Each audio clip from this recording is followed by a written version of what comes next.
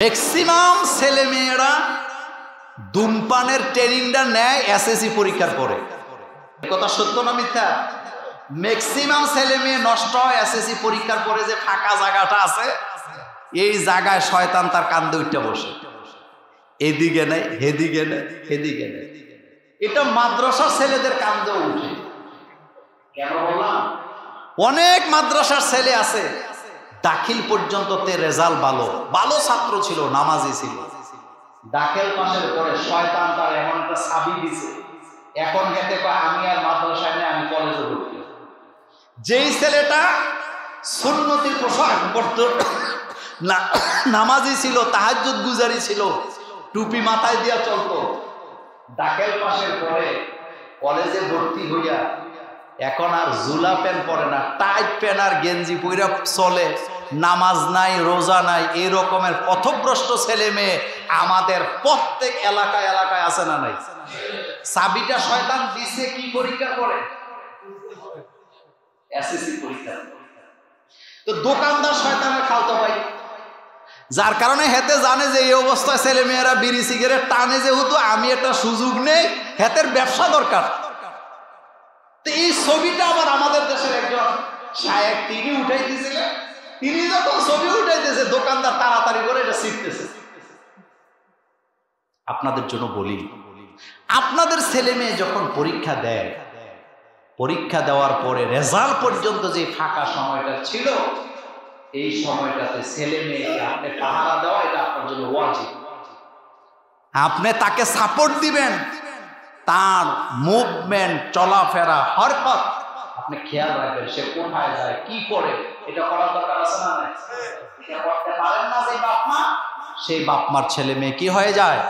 নষ্ট হয়ে যায়। আমার ছেলেটা পরীক্ষার পরে কোথায় যাচ্ছে, কার সাথে মিশতেছেন, কি খাচ্ছেন, আদৌ ধূমপান করে কি নাই, এটা বুঝার, এটা খেয়াল রাখার দায়িত্ব প্রত্যেক গার্ডিয়ানের, প্রত্যেক মায়ের, প্রত্যেক বেনামাজি যখন মসজিদ কমিটিতে থাকে, যারা তাকে কমিটির সদস্য বানাইছে তাদেরও লজ্জা নাই, আর যে নামাজ না পড়া মসজিদে সর্দারি করতে আসছে তার 14 গোষ্ঠীরও লজ্জা নাই। তোর লজ্জা লাগে না? তুই বেনামাজি, তুই মসজিদ চালাইতে আইছত কেন? তোর বিবেক নাই, তুই নির্লজ্জ, তুই বেহায়া, এজন্য তুই মসজিদ কমিটিতে নাম দিছ। এবার শোনেন, ব্যাখ্যা করব না, সোজাসুজি বলে দেয়। আল্লাহ রাব্বুল আলামিন বলছেন 6টা গুণ যদি না থাকে আমার মসজিদ কমিটিতে সে থাকার যোগ্যতা নাই। কয়টা? কয়টা? আরো জোরে বলেন কয়টা?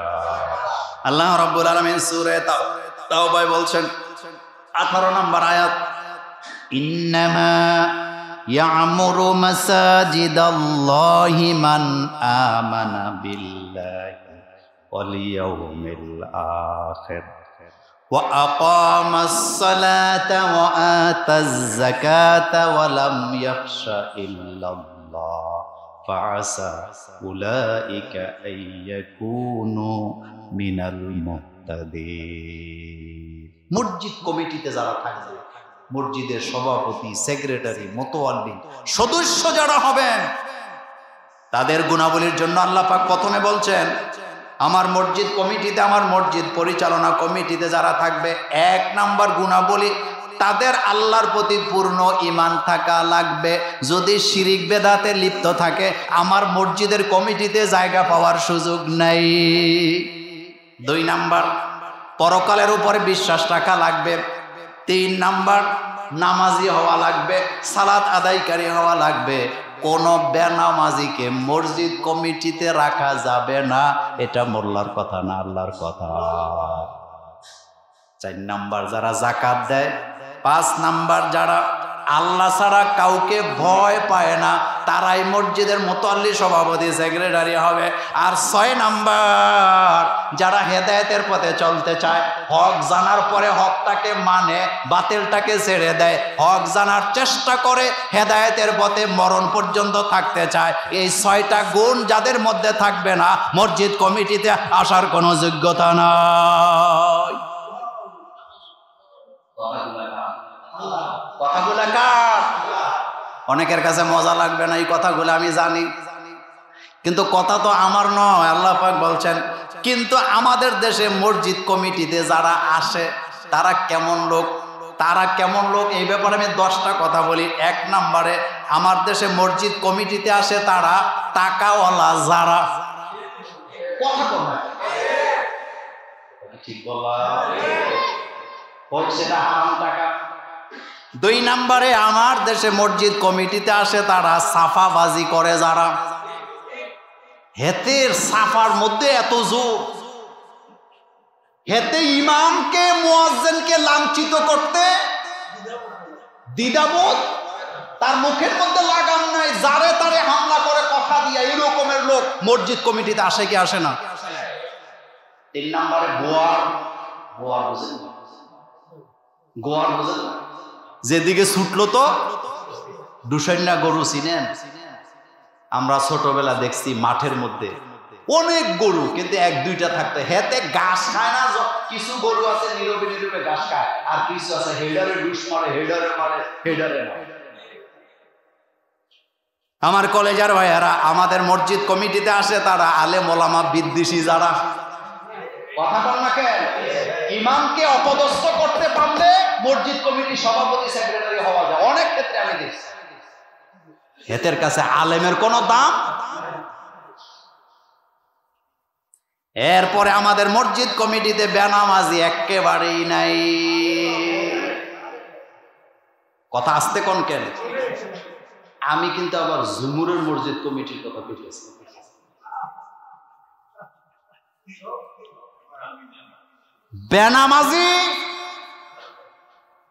বেনামাজি যখন মসজিদ কমিটিতে থাকে, যারা তাকে কমিটির সদস্য বানাইছে তাদেরও লজ্জা নাই, আর যে নামাজ না পড়া মসজিদে সর্দারি করতে আসছে তার 14 গোষ্ঠীরও লজ্জা নাই। তোর লজ্জা লাগে না? তুই বেনামাজি, তুই মসজিদ চালাইতে আইছত কেন? তোর বিবেক নাই, তুই নির্লজ্জ, তুই বেহায়া, এজন্য তুই মসজিদ কমিটিতে নাম দিছ। 5 নাম্বার, ম্যাক্সিমাম মসজিদ কমিটি, ঈদগাহ কমিটি ইসলাম বিদ্বেষী। তার কাছে ইসলাম নাই, ইসলামের কোনো শরত নাই, এমন ইসলাম বিদ্বেষীরাও মসজিদ কমিটিতে আছে না নাই? 6 নাম্বার, আবার কিছু কিছু আছে মাঝে মধ্যে মসজিদে আসে, তবে নামাজ পড়া তার উদ্দেশ্য না, উদ্দেশ্য হলো সর্দারি করা। কি করা? আপনারা শুধু খাপে খাপে মিলে নিবেন, বিভিন্ন মসজিদে তো আপনারা যান, হেতে মূলত নামাজ পড়তে আসে নাই, হেতে আইছে কি লিগে? বলা হয়েছে ইমাম সাহেব তো ছুটিতে গিয়া 3 দিনের কথা কইয়া 6 দিন আসিল, বিচার হবে আগামী দিন আসরের পরে। যেতে নামাজ পড়তে জীবনে হয় না, হেতে এই দিন আগে আগে মসজিদে। কি ভাইজান আজকে মসজিদে আগে আগে কারণ কি? খবর নেই। আপনি কি জানেন না আজকে মেল আছে? কার বিরুদ্ধে? হুজুরের বিরুদ্ধে। হুজুরের অন্যায় কি? 3 দিনের কথা কইয়া 4 দিন ছুটি কাটাই, এই জন্য বিচার হবে, এর লাগে আমি আইছি। এখন আপনার কাছে আমার প্রশ্ন, এতে কি নামাজ পড়তে হয়েছে না বিচার করতে হয়েছে? বলবো বলবো। 7 নাম্বার, অনেক মসজিদ কমিটি সদস্যদের মধ্যে, সভাপতি সেক্রেটারির মধ্যে আছে শিরিক আর বেদাতের ঠিকাদার। ইমামকে শিরিক আর বেদাত করার জন্য বাধ্য করে, নিয়াই বইলা দেয় এগুলা হোক বেদাত। আমাদের মসজিদে আগেও আসিল, এখনো চলবে, বাদ দেওয়া যাবে না, প্রয়োজনে আপনি চলে যান, এরপর বেদাত আমরা ছাড়তে পারবো না, এমন কমিটি আছে না? না, ব্যাখ্যা দেব না, বাসুরের নাম নেওয়া সমস্যা আছে। 8 নম্বর, বকিল আর চাটুকার মসজিদ কমিটিতে আছে। নিজের বেতন 50,000 হইলে 1 লাখ করতে চায়, ইমাম সাহেবের বেতন বাড়ানোর কথা হইলে এদের মাথার মধ্যে গেষ্টি করবে। আসতে বললেন যে আমাদের বর্তমানে অনেক মসজিদের ইমাম মুয়াজ্জিনের বেতন এমন, আপনাদের মধ্যে অনেকে আছে একদিনেই এত টাকার বাজার করেন। কথা কন না কেন? তা আপনি একদিনে ইমামের 1 মাসের বেতনের টাকার সমান বাজার করতে পারেন, আপনার টাকার দরকার, আর ইমাম সাহেবের সংসার চালাইবো, ওনার টাকার কোনো দরকার নাই। যখনই বলা হয় ইমাম সাহেবের বেতন বাড়াবার প্রয়োজন, হেতের মাথা গরম হয়, মসজিদে যায় কাপ কাপ করে আর বলে এত টাকা আসবে কোত্থেকে, হুজুর আমাদের উপরে খায়, আবার এত বেতন লাগবে কেন? এই রকমের দুষ্কৃতিকারী, চাপাবাজ, বখিল, চাটুকর মসজিদ কমিটিতে থাকতে পারে না। মসজিদের কমিটিতে থাকবে ইমাম বান্ধব, ইমাম বান্ধব যে ইমামের পক্ষে কাজ করে। এরপরে 9 নাম্বার, আল্লাহর জমিনে আল্লাহর আইনের কথা বললে বাধা দেয় এমন কমিটিও বাংলাদেশের মসজিদগুলোতে আছে না? জমিন কার? আরো জোরে বলেন, আইন চলবে কার? আলা লাহুল খালকু ওয়াল আমরু। মোল্লা নাজিমকে অনেক ভালোবাসি, মোল্লা নাজিম ভালো কথা বলে, হক কথা বলে, কিন্তু মাঝে মধ্যে মোল্লা নাজিম যে আল্লাহর জমিনে আল্লাহর আইনের কথা বলে, এটা মজা লাগে না। আল্লাহর জমিনে আল্লাহর আইনের কথা, এটা কি মোল্লা নাজিমের বাপের কথা না আল্লাহর কথা? 10 নাম্বার, মসজিদ কমিটির সদস্য কিন্তু তার ঘরে ইসলাম বলতে, আরো আসতে কর, আমি কিন্তু হাসি দিয়ে কইছি কথাটা, হেতে মসজিদের সভাপতি, হেতে মসজিদের সেক্রেটারি, হেতে মসজিদের ক্যাশিয়ার, কিন্তু তার ঘরে। চিন্তা করছেন? এই আলোচনাটা শোনার পরে যাদের ন্যূনতম লজ্জা আছে, যদি তার মধ্যে ইসলাম না থাকে, এই আলোচনাটা শোনার পর তার মধ্যে যদি ন্যূনতম লজ্জা থাকে, হেতে মসজিদ কমিটিতে থাকবে। ও ভাই, আমার মধ্যে ইসলাম নেই, আমি মসজিদের সরকারি করার জন্য আমি যোগ্য। আপনি কি জানেন কাবা ঘরের চাবিটা রাসূল কুরাইশদের হাতে দেয় নাই? এটা জানেন তো আপনারা? এই আলোচনা আরেকদিন। সুতরাং এতটুকু বললাম, আপনাদেরকে বলি নাই, সারা পৃথিবীর মুসলমানদের জন্য আমার এই বক্তব্য। যে নামাজ পড়ে না, যার মধ্যে ইসলাম নাই, যে আলেম ওলামার দরদ বুঝে না, ইসলামের দরদ বুঝে না, আল্লাহর জমিনে আল্লাহর আইনের গুরুত্ব বুঝে না, সুদ ছাড়তে পারে না, গোট ছাড়তে পারে না, এই লোক মসজিদ কমিটিতে আসতে পারবে না, যত টাকার মালিক হোক। বরং মসজিদ কমিটিতে জায়গা দিবেন তাদেরকে যারা ফজরের নামাজ জামাতে পড়ে। কোন নামাজ? কারণ ফজর যারা জামাতে পড়ে তাদের জন্য নামাজের ওয়াজ লাগে না ইনশাআল্লাহ। অরিজিনাল নামাজি তো তারা যারা ফজরের জামাতে যাদেরকে পাওয়া যায়। সুবহানাল্লাহ পড়বেন না? আল্লাহ যেন আমাদেরকে বুঝার তৌফিক দেয়, আমরা বলি আমিন। আমার ভাইয়েরা, আরেকটা মজার কথা বলি, আমাদের দেশে কিছু কিছু মসজিদের ইমাম আছে, কিছু কিছু আলেমদেরকে আমি আসামির কাঠগড়ায় দাঁড়া করাতে চাই না, কিন্তু একজন খতিব, একজন ইমাম, তার কিছু কোয়ালিটি থাকা লাগবে। সে খতিব, সে ইমাম, সে পুরা মহল্লার কি নেতা। ইমাম মানে কি বলেন তো? তার কিছু কোয়ালিটি লাগবে না? আপনার মধ্যে যদি 15টা গুণ থাকে, এটা গুণ না, এটা হলো অন্য টাইপের জিনিস, জীবনে আপনার ইমামতি যাবে না। কয়টা? কয়টা? আপনার মধ্যে যদি 15টা গুণ থাকে, জীবনেও আপনার ইমামতি যাবে না। তবে গুণগুলো ভালো না, এটা খারাপ দিক। 1 নাম্বার, আপনি যদি বোবা হন, যে যেদিকে ধাক্কায় ধাক্কাক আপনার গায়ে লাগে না, জীবনেও আপনার ইমামতি যাওয়ার সম্ভাবনা নেই। 2 নাম্বার, আপনি যদি চাটুকার হতে পারেন। চাটুকার কথাটা এই জন্য বললাম, সভাপতির দেখলে সভাপতিরে ফার্ম দেয়, সেক্রেটারির দেখলে সেক্রেটারিরে ফার্ম দেয়, সদস্য সচিবরে দেখলে তারে ফার্ম দেয়, ক্যাশিয়ারে দেখলে ক্যাশিয়ারে ফার্ম দেয়, এবার যখন মুতাল্লিরে দেখে তারেও ফার্ম দেয়, যারে দেখে তারে ফার্ম দিয়া দিয়া দিয়া দিয়া চলে। এরকমের অযোগ্য লোক আমার দেশে ইমাম খতিব আছে না? না। 3 নাম্বার, ফ্যাট পূজারি। এটার ব্যাখ্যা দেব না। কি পূজারি? দাওয়াত খাইলেই যাবে, এটা হোক হালাল হোক বাসাবাসি নাই। পেট পূজারি। কি পূজারি? 4 নাম্বার, কমিটির পোষা পালক পুত্রের মতো, এটার একটা ব্যাখ্যা দিয়ে আমার কলিজার ভাইয়েরা, যখন মুনাজাত ধরে মুসল্লিদের জন্য যত দোয়া করলে করুক, না করলে নাই, কিন্তু 10 মিনিট যাবত কমিটির লোকের নাম দইরা 14 গোষ্ঠীর নাম দইরা মুনাজাত করে। এমন মুনাজাতকারী খতিব ইমাম আছে না? মুনাজাত করে না ফার্ম দিতেছে? কথা কর না কে? মুনাজাত দিতেছে না ফার্ম দিতেছে?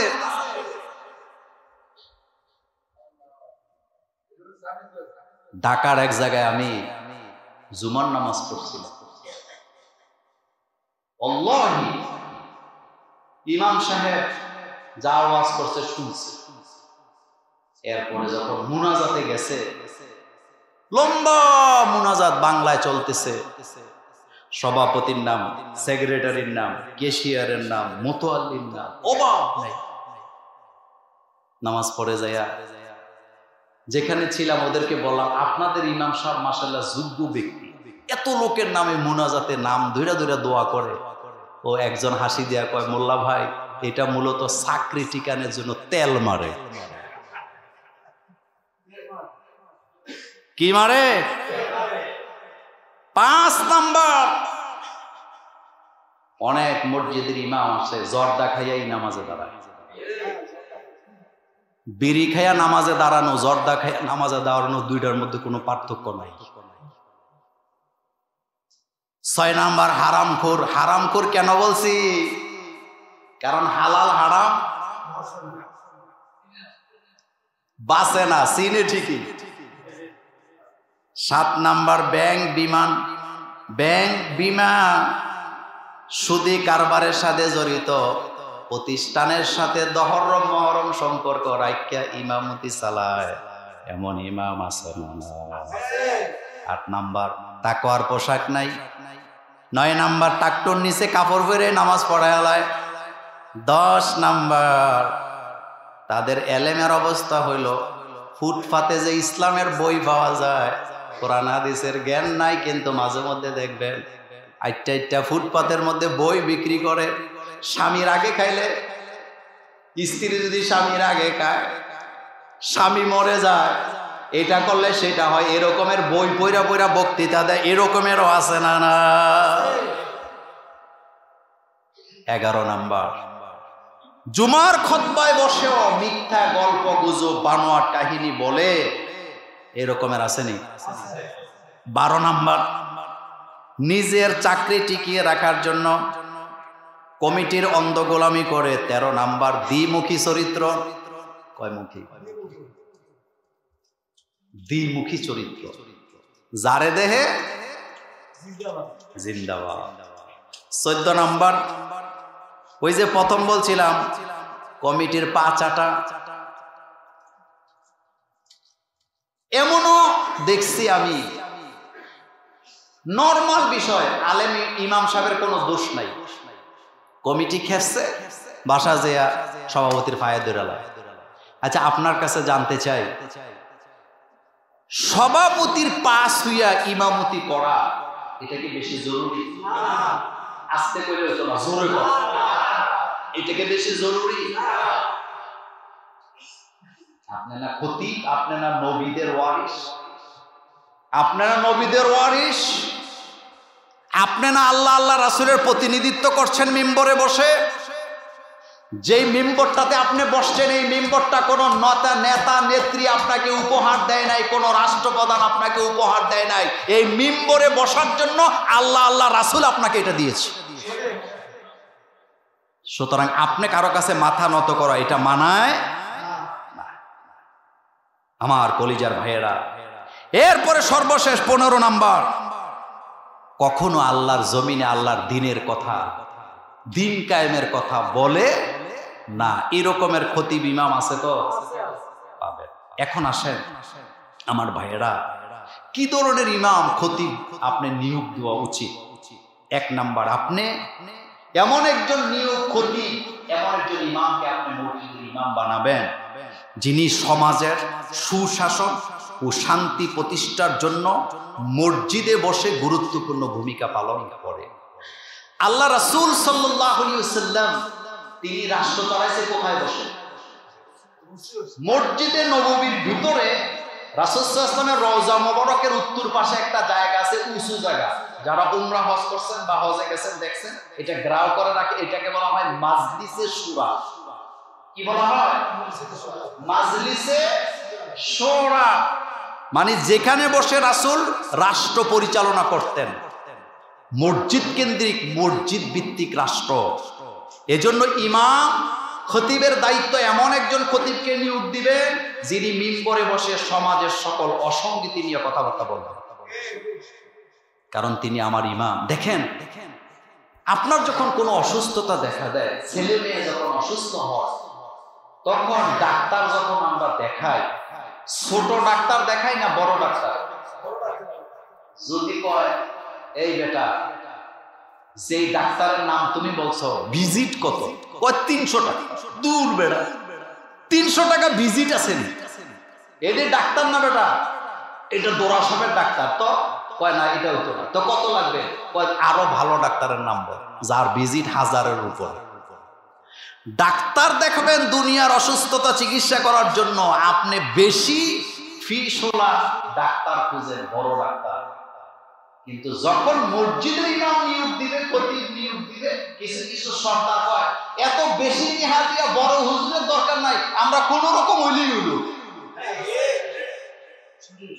অথচ এই ইমাম আর খতিব আপনাকে চিকিৎসা করবে দুনিয়া আখেরাতের। আপনাকে সে আখেরাতের জন্য পথ দেখাবে, হেদায়েতের রাস্তা দেখাবে। ওইটার বেলা কোন রকম হইলে আমরা নামাজ পড়তাম বলে কিনা? আত্মঘাতী সিদ্ধান্ত। কি সিদ্ধান্ত?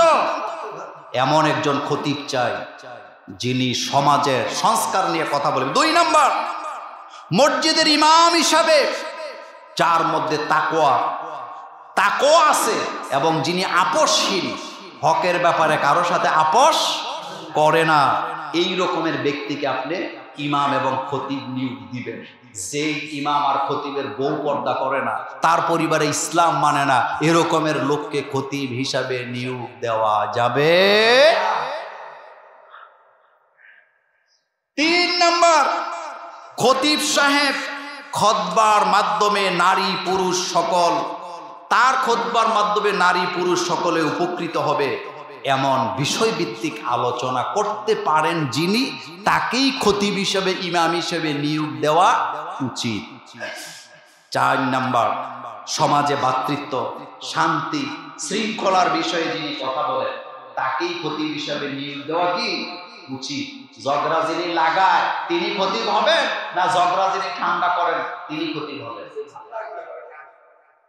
5 নাম্বার, কোরআন তেলাওয়াতে যেন শুদ্ধতা থাকে।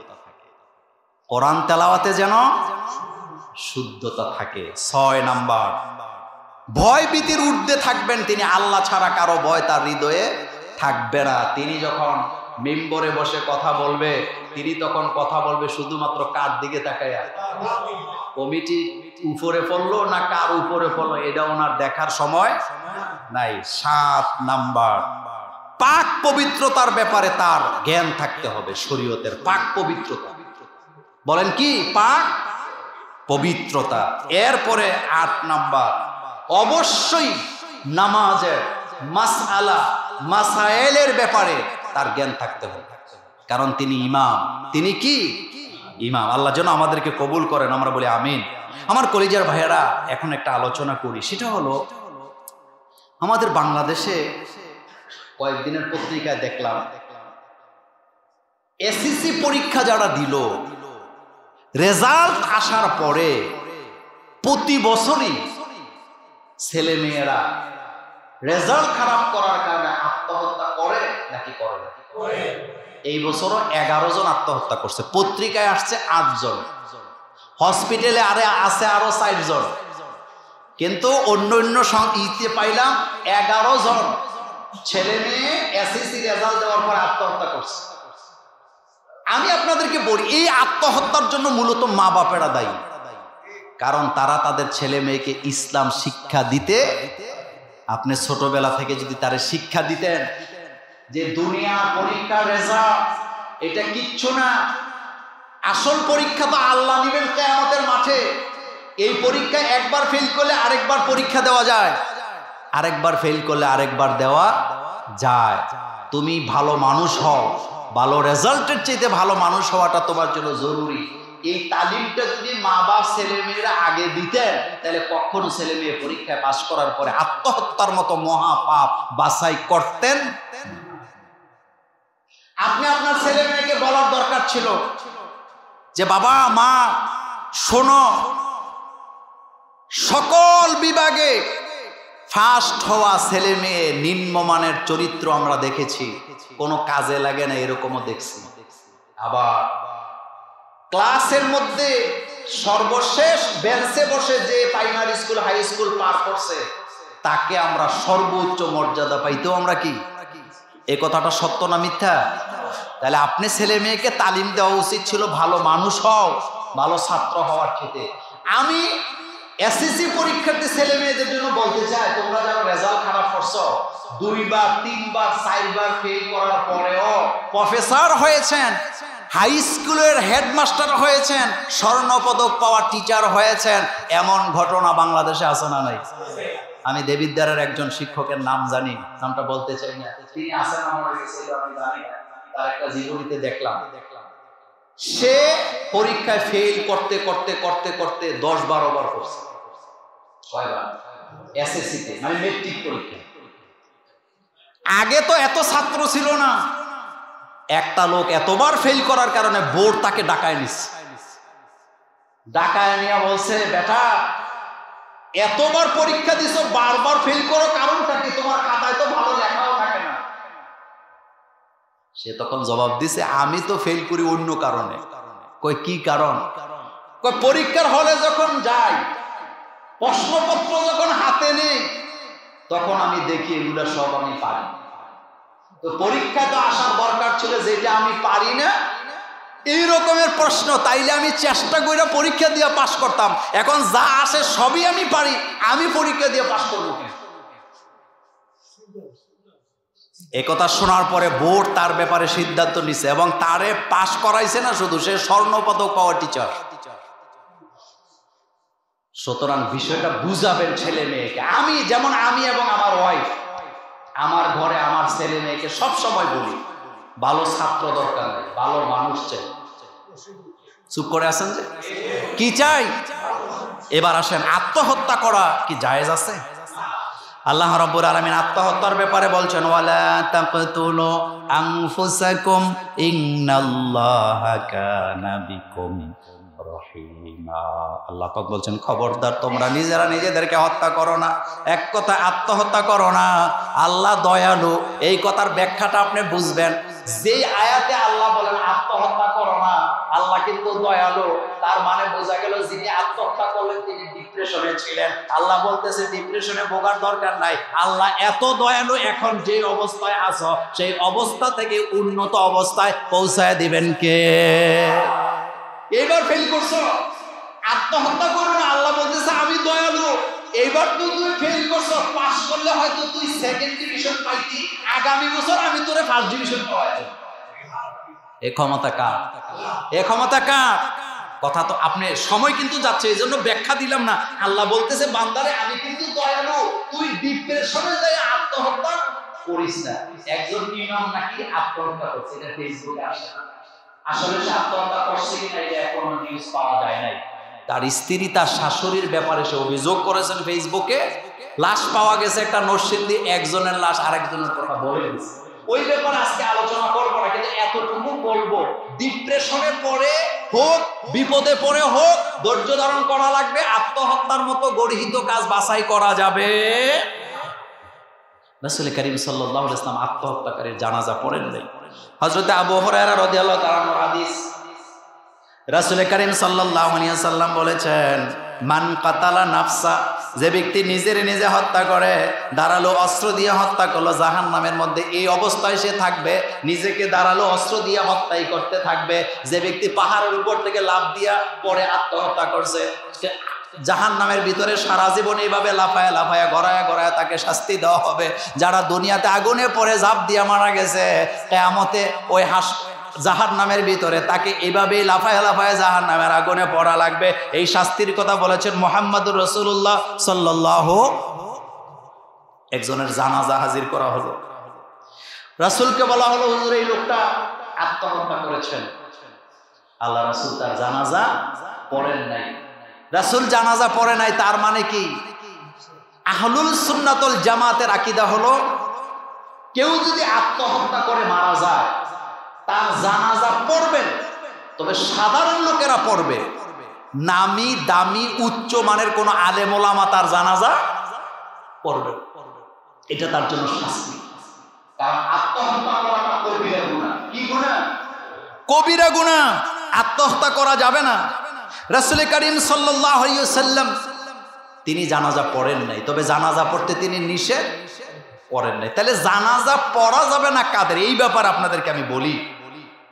আল্লাহ রাব্বুল আলামিন সূরাতুত তাওবায় বলেছেন, ওয়ালা তুসাল্লি আলা আহাদিম মিনহুম মাতা আবাদা ওয়ালা তাকুম আলা কবরিহি ইন্নাহুম কাফারু বিল্লাহি ওয়া রাসূলিহি ওয়া মাতু ওয়া হুম ফাসিকুন। আল্লাহ পাক বলেন, ও দুনিয়ার মুমিনেরা, যারা মারা গেছে তাদের মধ্যে ওই লোকদের জানাজা তোমরা পড়বা না, ওই লোকদের কবরের পাশে দাঁড়ায়া তোমরা আল্লাহর কাছে সাহায্য চাইবা না।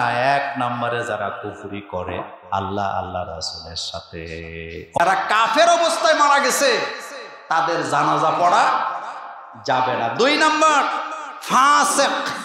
বলেন কি? ফাসিক অবস্থায় যারা মারা যাবে তাদের জানাজা তাদের কবরের পাশে দাঁড়াইতে নিষেধ করেছেন কে? আল্লাহ পাক। নরমালি কেউ যদি আত্মহত্যা করে জানাজা পড়বেন, তবে বিজ্ঞ কোনো আলেম তার জানাজার ইমামতি করবেন না। এখন আসেন একটা বিষয় আপনাদেরকে বলি, সেটি হলো গত কিছুদিন আগে একটা ফেসবুকে একটা ছবি দেখলাম। সেই ছবিটা এইরকম, দোকানের সামনে দোকানদার কম্পিউটারে একটা লেখা লিখছে, এসএসসি পরীক্ষার্থীদের মধ্যে যারা বিড়ি সিগারেট কিনবে তাদের জন্য একটা বিশেষ ছাড় আছে।